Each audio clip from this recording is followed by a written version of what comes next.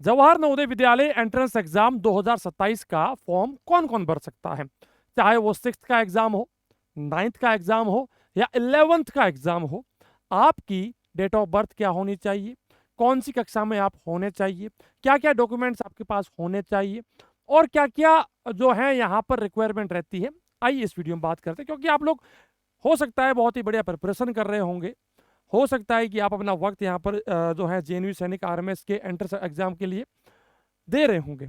But यदि आप form ही नहीं भर पाएंगे तो फिर बहुत सारे बच्चे लास्ट में जाकर के सोचते हैं कि सर ये तो मेरे साथ गलत हो गया क्योंकि मेरा फॉर्म ही नहीं भर पा रहा हूं मैं। तो उन सब बच्चों को ये वीडियो पूरा देख लेना चाहिए ताकि पता रहे कि हाँ हम लोग सेफ है, हम फॉर्म तो भर सकते हैं, कोई दिक्कत नहीं है। बाकी चलो हम लोग कैसी पढ़ाई करेंगे, कैसी प्रिपरेशन करेंगे उसके ऊपर डिपेंड करेगा। तो मेरा नाम है BS सोलंकी, मैं जवाहर नवोदय विद्यालय जैसलमेर का स्टूडेंट रह चुका हूँ। एंड पिछले 8-9 साल से हम लोग ऑलराउंडर BSS कोचिंग के माध्यम से घर बैठे बच्चों को जवाहर नवोदय विद्यालय सैनिक आरएमएस के लिए पढ़ाते हैं, ऑनलाइन कोर्सेज देते हैं, कोचिंग करवाते हैं। तो आप भी यदि ऑलराउंडर BSS कोचिंग से कोर्स लेना चाहते हैं, पढ़ना चाहते हैं, तो आज ही गूगल प्ले स्टोर के ऊपर जाइए, ऑलराउंडर BSS सर्च कीजिए या हमारी हेल्पलाइन 7610879108 के ऊपर कॉल या व्हाट्सएप करके आप हमारे कोर्सेज के बारे में जानकारी प्राप्त कर सकते हैं। तो बात करते हैं कि कौन कौन भर सकता है फॉर्म। तो देखिए सबसे पहली जो चीज यहां पर आती है, सबसे पहले तो मैं ये आपसे जानना चाहूंगा कि कमेंट सेक्शन में लिख के बताइएगा कि आप किस साल के लिए प्रिपरेशन कर रहे हैं और कौन सी कक्षा के लिए प्रिपरेशन कर रहे हैं, विद आपका नाम कमेंट सेक्शन में लिख के जरूर बताइएगा। तो अब बात करते हैं कौन कौन फॉर्म भरेगा। तो देखो सबसे पहली जो चीज आएगी वो आएगी आपकी डेट ऑफ बर्थ, जन्म की दिनांक, है ना। एक मतलब ये समझ लीजिए अगर जो डेट अभी मैं आपको बताऊंगा यदि उससे एक भी डे पहले या बाद हो गया, है ना, तो आपके लिए दिक्कत हो सकती है। अब ये क्या है देखिए, सबसे पहले तो यदि आप जवाहर नवोदय विद्यालय 6वीं कक्षा के लिए 6th के लिए फॉर्म भरना चाहेंगे 2027 के एंट्रेंस एग्जाम के लिए, पहली बात तो फॉर्म आपके लगभग ये आप समझ लीजिए जुलाई से सितंबर के बीच में भी, कि जुलाई में ही आ जाए, अगर लेट किया गया तो सितंबर लास्ट है, तो इसके बीच में आपके फॉर्म आ जाएंगे, चाहे वो 6th के हो, 9th के हो या 11th के हो। अच्छा, अब जो 6th वाले बच्चे हैं उनकी डेट ऑफ बर्थ जो है 1 मई 2015, 1/5/2015 से लेकर के 31/7/2017, 31 जुलाई 2017, या तो इसके बीच में आ जाए या किसी की मान लीजिए डेट 1/5/2015 ही है तो भी कोई दिक्कत नहीं है, किसी की डेट यदि 31/7/2017 है तो भी कोई तकलीफ नहीं है, और किसी की उम्र यदि या किसी की बर्थ ऑफ डेट अगर इसके बीच में आ रही है कहीं पर तो भी कोई तकलीफ नहीं है। लेकिन यदि एक भी दिन इससे ऊपर चला गया या एक भी दिन इससे पहले चला गया तो तकलीफ है, आप लोग फॉर्म कतई नहीं भर पाएंगे जवाहर नवोदय विद्यालय 6th के लिए। सबसे पहली चीज चेक करके बता दीजिए कमेंट में कि क्या आपकी date of birth Jawahar Navodaya Vidyalaya के हिसाब से सेट है कि नहीं है। चलो 9th वाले बच्चे 1/5/2012 से लेकर के 31/7/2014, यानी कि या तो ये डेट हो या इनके बीच हो, इससे पार नहीं जाना है, इससे पार नहीं जाना है। 11th वाले बच्चे 1 जून, यहां पर ध्यान रखना, यहां पर 1 जून है, 1 जून 2010 से लेकर के 31 जुलाई 2012, यदि आपकी डेट ऑफ बर्थ इसके बीच या फिर ये आती है तो कोई दिक्कत नहीं, आप फॉर्म भर सकते हैं। अच्छा, अब और सर क्या कंडीशंस है, देखो सबसे पहले यदि आप जवाहर नवोदय विद्यालय 6ठी क्लास 6th के लिए फॉर्म भरना चाह रहे हैं, सोच रहे हैं, तो पहली बात तो आपको 5वीं कक्षा में होना पड़ेगा।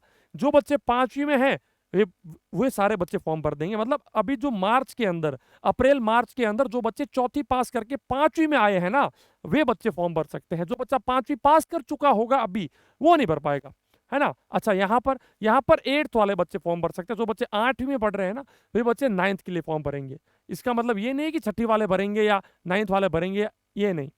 6ठी वाले का मतलब है कि 5वीं वाले बच्चे भरेंगे, 8th वाले, यहाँ पर इसका मतलब है कि 8th वाले भरेंगे। और यदि आप जवाहर नवोदय विद्यालय 11th के लिए बात कर रहे हैं तो आप जो है 10वीं कक्षा में होने चाहिए, तो जो बच्चे आएंगे वो बच्चे फॉर्म भर पाएंगे। अच्छा, दूसरा, क्या बॉयज गर्ल्स या कोई और जेंडर के बच्चे? जी हाँ, आपका कोई भी जेंडर है, इससे कोई फर्क नहीं पड़ता, हर जेंडर का बच्चा जो है फॉर्म भर सकता है, एग्जाम दे सकता है और जवाहर नवोदय विद्यालय जा सकता है। अच्छा सर मैं गांव का हूं, मैं शहर का हूं, आपको कोई दिक्कत नहीं है। हाँ, गांव वाले बच्चे जो होंगे उनको 75% का रिजर्वेशन है, मतलब कि उनके लिए सीट पहले से बुक रहती है ना। तो गांव और शहर दोनों वो हम जो है भर सकते हैं। सर मेरे फादर मदर की गवर्नमेंट जॉब है, क्या मैं भर सकता हूं? जी हाँ, आप भी भर सकते हैं, कोई दिक्कत नहीं है।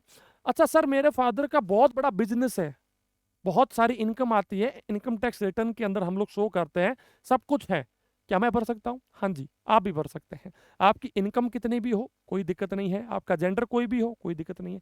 सर मैं ओबीसी से बिलोंग करता हूँ, एसटी से बिलोंग करता हूँ, एससी से बिलोंग करता हूँ, जनरल से बिलोंग करता हूँ, मैं सर है ना बीपीएल से बिलोंग करता हूँ, या सर मैं जो है मैं जो है ना फिजिकली हैंडीकेप्ड हूँ, मेरे मतलब हाथ में दिक्कत है, पैर में दिक्कत है, शरीर में दिक्कत है, सर क्या मैं भर सकता हूँ? हाँ जी, आपकी कोई भी दिक्कत है ना, कोई मतलब कि भारत का कोई भी नागरिक जो अभी 5वीं कक्षा में पढ़ रहा है और वो बच्चा उसकी डीओबी इसके बीच में आ रही है, वो फॉर्म भर सकते हैं। अब कुछ कंडीशंस और आती हैं, क्या कि पहले तो 5वीं में होना चाहिए, ये तो ठीक है, 5वीं में तो आपको होना पड़ेगा, 8वीं में आपको होना पड़ेगा, 10वीं में आपको होना पड़ेगा, लेकिन 5वीं वालों के लिए एक स्पेशल रूल अप्लाई होता है। वो क्या है सर? वो ये होता है कि आपकी तीसरी, चौथी और 5वीं सारी मार्कशीटें उस समय मांगी जाएगी जब आपका जवाहर नवोदय विद्यालय में सिलेक्शन हो चुका होगा, मतलब कि फाइनल सिलेक्शन नहीं होगा, पहले लिस्ट आएगी, उसके अंदर यदि आपका नाम हो भी गया तो तीसरी, चौथी और 5वीं की मार्कशीट आपसे मांगी जाएगी। अच्छा, अब आपने मान लीजिए चौथी और 5वीं की मार्कशीट दे दी, तीसरी की मार्कशीट आपने ला करके नहीं दी, आप जो है वहां पर रिजेक्ट हो जाओगे। यदि आपने तीसरी और 5वीं की दे दी, चौथी की नहीं दी, या फिर कोई 2 दे दी, 1 नहीं दी, या मान लो सारी नहीं दी, तो दिक्कत हो जाएगी। एक भी मार्कशीट यदि आपने मिस कर दी तो आपके लिए दिक्कत का काम है। एक और चीज है, एक और चीज ये है कि आपकी तीसरी, चौथी और 5वीं, थर्ड, फोर्थ एंड फिफ्थ जो है एक साथ पास होनी चाहिए। एक साथ का मतलब ये नहीं है कि किसी एक साल में, एक साथ का मतलब ये है कि यदि आपने तीसरी कक्षा 2000 मान लीजिए 15 में पास करी है, तो चौथी कक्षा 2016 में पास होनी चाहिए और 5वीं कक्षा 2017 में, मतलब एक सीक्वेंस में आपका जो है सारा काम होना चाहिए। ऐसा ना हो कि तीसरी कक्षा सर 2015 में पास हुई, चौथी कक्षा सर मेरी 2017 में पास हुई, 5वीं कक्षा 2018, एक भी सीक्वेंस यदि बीच में ब्रेक हो गई तो तकलीफ आएगी, दिक्कत आएगी, है ना, तो आप फॉर्म भर नहीं पाएंगे। अच्छा ये चीज जो 9th एंड ये है ना, इनके लिए सिर्फ जेएनवी क्या मांगता है कि आप अपनी 8th की मार्कशीट दे दो, और इनसे कहता है कि आप अपनी 10वीं कक्षा की मार्कशीट दे दो, बाकी इनको कोई फर्क नहीं पड़ता। लेकिन 6ठी कक्षा के लिए ये एक बहुत ही स्पेशल रूल है। अच्छा एक और चीज है, एक और चीज है यहाँ पर जो बहुत ही स्पेसिफिक रूल है, पिछले बहुत वक्त से होता आ रहा है। क्या होता आ रहा है कि कुछ बच्चे जो है वो क्या करते हैं कि वो किसी जिले में पढ़ते हैं, है ना, जिला यानी कि डिस्ट्रिक्ट में पढ़ते हैं कोई भी, अब उस जिले के अंदर कोई भी स्कूल हो उससे कोई फर्क नहीं पड़ता। मान लीजिए आप जैसलमेर जिले के रहने वाले हैं, जैसलमेर के रहने वाले हैं, जैसलमेर के अंदर आप पोखरण में रहते हैं। अच्छा, पोखरण एक गांव है, जैसलमेर में पड़ता है। अच्छा, अब आप यहां पर पढ़ते हैं 5वीं कक्षा में, और आपके फादर मदर यानी कि पापा मम्मी जो हैं, आपके दादा वगैरह सब, वो सारे के सारे पोखरण, भले यहाँ के हो ना हो उससे फर्क नहीं पड़ता, लेकिन जैसलमेर जिले के मूल निवासी है, बोनाफाइड सर्टिफिकेट उनके पास बना हुआ है ना, मतलब कि वो जैसलमेर के रहने वाले हैं, उसका उनके पास मूल निवास बना हुआ है। ठीक है सर, तो आप 5वीं कक्षा में जैसलमेर जिले में पढ़ते हैं, भले ही पोखरण में पढ़ो या आसपास का कोई गांव है वहां पढ़ो, लेकिन जिला आपका जैसलमेर होना चाहिए, है ना। तो अब आपके फादर मदर जैसलमेर के रहने वाले, आप 5वीं में भी जैसलमेर के अंदर पढ़ रहे हैं, तो आपका फॉर्म जो है वो भी जैसलमेर जवाहर नवोदय विद्यालय के लिए भरा जाएगा, और कहीं पर भी आप फॉर्म भर नहीं सकते।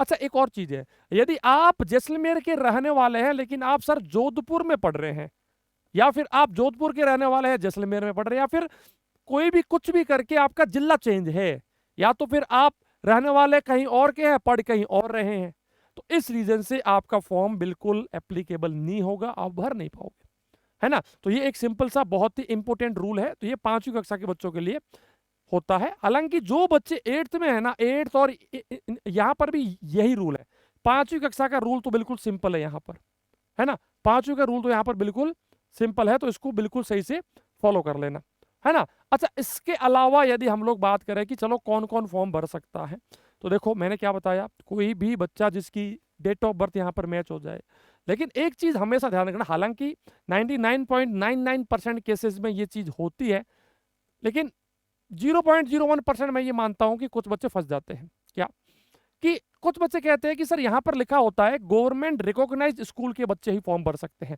अब देखो, गवर्नमेंट रिकॉग्नाइज का मतलब ये नहीं कि जो गवर्नमेंट की स्कूल है बस सिर्फ और सिर्फ वो भर, नहीं, ऐसा नहीं है।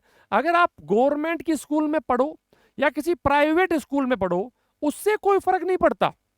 लेकिन गवर्नमेंट हो या प्राइवेट स्कूल हो, उसके पास सरकार द्वारा मान्यता प्राप्त होनी चाहिए, सरकार द्वारा एक सर्टिफिकेट प्राप्त होना चाहिए कि हाँ भाई हम लोग पढ़ा सकते हैं, हम लोग, हमारी स्कूल है, मतलब कि सरकार की आंखों में वो स्कूल एग्जिस्ट करनी चाहिए। ऐसा ना हो कि कोई स्कूल पता नहीं कब खुली, सरकार को कुछ पता नहीं है, ना सरकार से कोई मान्यता प्राप्त है, बस खोल के कोई बैठ गया, पढ़ा रहा है, फीस ले रहा है। ऐसी स्कूल में यदि आप पढ़ रहे हैं, तीसरी, चौथी या पांचवी, कोई भी कक्षा, आठवीं, कुछ भी, तो आप भाई साहब फॉर्म नहीं भर पाएंगे, क्योंकि सरकार को तो ये लगता है ना कि वो स्कूल ही नहीं है, तो मतलब आपने पांचवी की नहीं, चौथी की नहीं। तो ये एक चीज है जिसका आपको थोड़ा सा ध्यान रखना है कि आपकी स्कूल सरकारी मान्यता प्राप्त, चाहे स्टेट गवर्नमेंट हो या सेंट्रल गवर्नमेंट, उससे कोई फर्क नहीं पड़ता, लेकिन मान्यता प्राप्त होनी चाहिए। तो ये कुछ चीजें हैं जो आपको ध्यान में रखनी है। और एक इसके अंदर, अगर आप किसी पर्टिकुलर कैटेगरी से बिलोंग करते हैं, चाहे वो ST SC है ना, कोई भी कैटेगरी, तो उसका सर्टिफिकेट, आपको एक वैलिड सर्टिफिकेट आपके पास होना चाहिए। और जो बच्चे OBC से हैं, उनको थोड़ा सा ध्यान ये रखना है कि आपका सर्टिफिकेट सेंट्रल का होना चाहिए, क्योंकि इनके पास है ना 2 सर्टिफिकेट होते हैं, एक स्टेट गवर्नमेंट का और एक सेंट्रल गवर्नमेंट का। तो आपके पास सेंट्रल गवर्नमेंट का सर्टिफिकेट प्राप्त होना चाहिए। ठीक है, तो ये कुछ बातें हैं, कुछ चीजें हैं जिनके बारे में मैंने आपको बताया। आपको कौन सी चीज अच्छी लगी, या फिर कौन सी गलती में आप फंस रहे हो, या फिर क्या आपकी सारी चीजें ओके हैं, कमेंट सेक्शन में लिख के जरूर बताइएगा। और यदि आप में से कोई भी जवाहर नवोदय विद्यालय, सैनिक स्कूल, राष्ट्रीय मिलिट्री स्कूल जैसे एंट्रेंस एग्जाम की घर बैठे प्रिपरेशन करना चाहते हैं, तो आज ही ऑलराउंडर BSS के कोचिंग ऐप को इंस्टॉल करें, या हमारे हेल्पलाइन 7610879108 के ऊपर हमें कॉल या व्हाट्सअप करें। मैं मिलूंगा नेक्स्ट वीडियो में, तब तक के लिए जय हिंद, वंदे मातरम, जय भारत, धन्यवाद।